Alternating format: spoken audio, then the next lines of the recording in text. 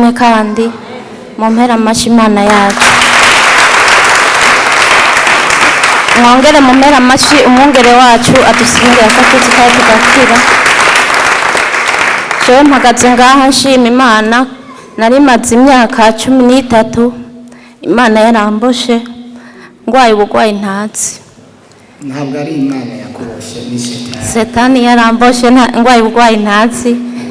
Nageze mariage mu 2013 hanyuma ubwo bugwayi bumfata maze indwi imwe tugize mariage hanyuma ndagwara umushinga ntaye wanje nta muganga atanjanye ko aramvuza biranka ko nkira mfatwa n'ibintu mvomisa nkayobegwa ivyo bintu vyari byo ariko Imana yarayihesheje icyubahiro bunabohotse twaragurishije ibintu byacu byose birahera ariko aramvuza inzu turagurisha parcelle 5 turagurisha abantu umugabo wanje batendera amubwira ati wa mugore wawe nta kuntu wamwirukana hanyuma ukaraba ko Imana yo kwishura ibyawe basi kuko nawe yararushe mugara avuga ati sinomwirukana tuzogumana mpaka Imana imutwaye nzovyemera ntazoba yaruwi wanje aranguma ko ndakira arige naja muri koma bakanjana kwa muganga ntazi kintu na kimwe hanyuma agaca nk'imisi 2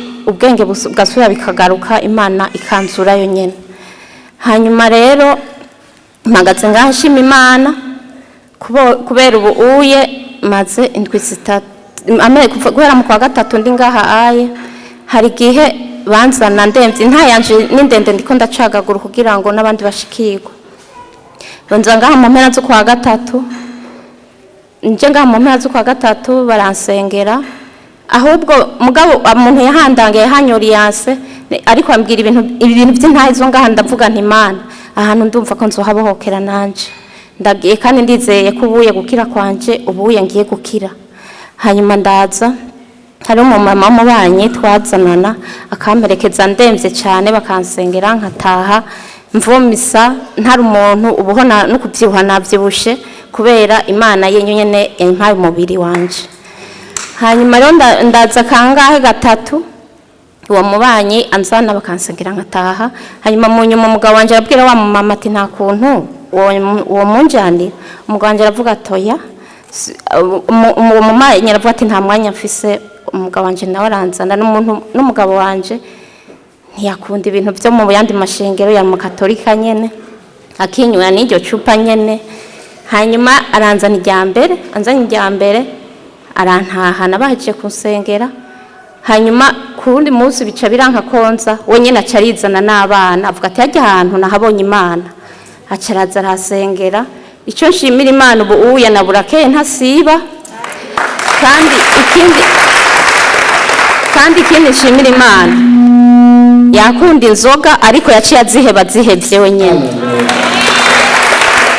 hanyuma rero nkabamaze nk'ukwezi kose nkomeye nukura abunagenda no kwa mwongera akavuga ati genda bagusengera akambwira ati abantu 3 uko yabona ivyo wanje bitoroshe narakumucanwa ngaha nkavomisa nkaribwa Imana imbabarire hari gihe naho nari maze kwizera ko nje nkanzokira ariko nkavuga nti Imana umugabo wanje ararusha ivyacu byose byaraheze yaraje mu makreta akaja mu madekuvere tukabura nico tugaburira abana tukabura nico turiho inzu hanyuma inzu ivyo wacu bitwarabiriye byose ntabwo ni none nubu nagiye hajya nahize ko ngiye kwakirira ngume ndahagwariye ahubwo riko bigaca byanka gose mvuye ngaha masengesho nkavuga nti ngiye mbohotse ndumva ko nakize shitse muhira bigaca bimfata ubwonyene ariko ubu ndashima Imana ndakomeye umwungere yarampaye abasenzi baransengera ubuye naja kwa Diodona kansengera uburonshima Imana ko nkomeye nanje numva umubiri meze neza nidegemvya nk'abandi bantu Imana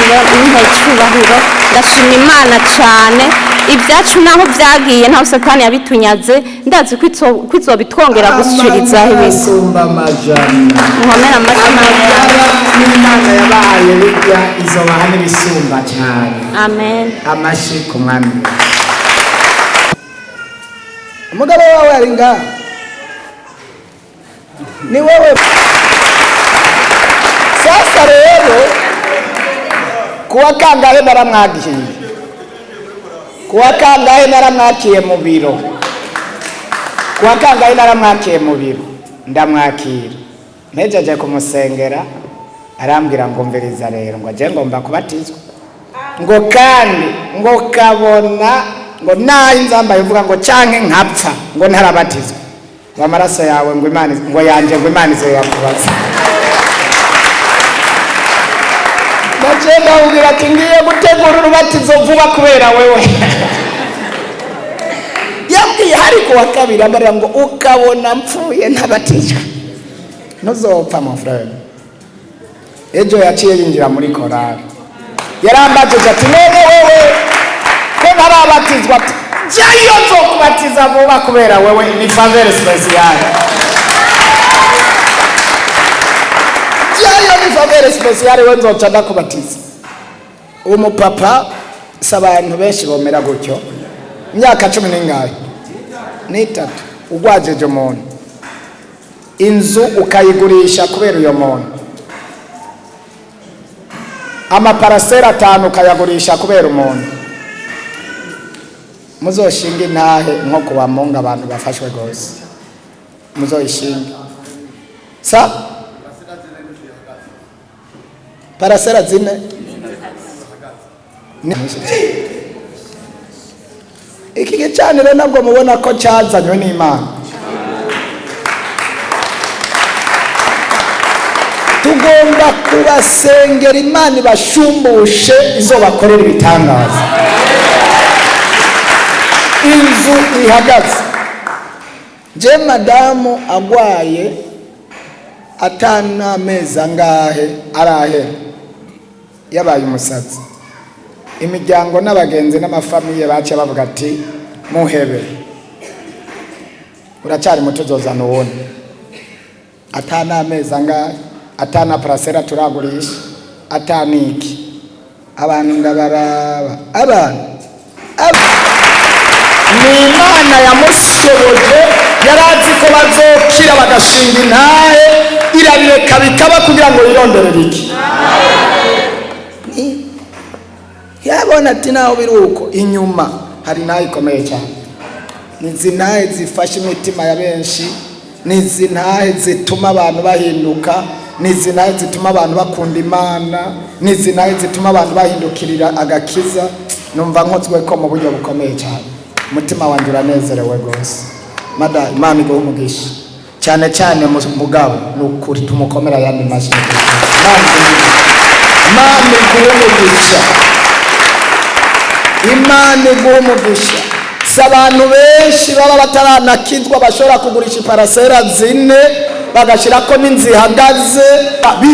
Sabantu benshi nibaza kwijana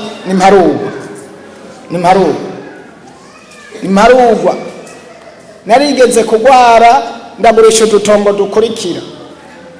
Madame arambwira ngo inzu nari mfise niyo nari nsigaranye na parasera, arambwira ati tuyigurishe nayo. Yamubwira ati jewe sindayigurisha, jewe ndabona ko ntazokira.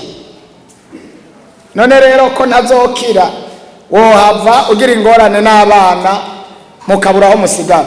Niburi Imana irangiza itangije abana baze baronka bazosigara ntibazoteba ariko barayerera. Igisinda yigurisha kuko kwa muganga nta muti nabonye ko byose byananiwe. Abapfumu bose nzobajako narakijijwe menya Imana. Abaganga bino barananiwe nja mu Rwanda barananirwa ndagaruka ibitaro byose hano birananirwa. Ubu rero ngomba ndindira Imana anaho ngurisha. Madamu wakabona ko no hagurisha nkamubwira none ndagurisha nje nkoriki ndidetermina kugatagurisha. Ariko kubona umuntu agurisha urupangu akagurisha urupangu rwano mu Ibujumbura amaparasera akagurisha arondera kandi kwa muganga byarananiwe tumukomere yandi mashi. Mani izoguhumugisha, mani izoguhezagire, mani izogushirikire, mani izokwirure yugurura umugisha wo mu mpande zose.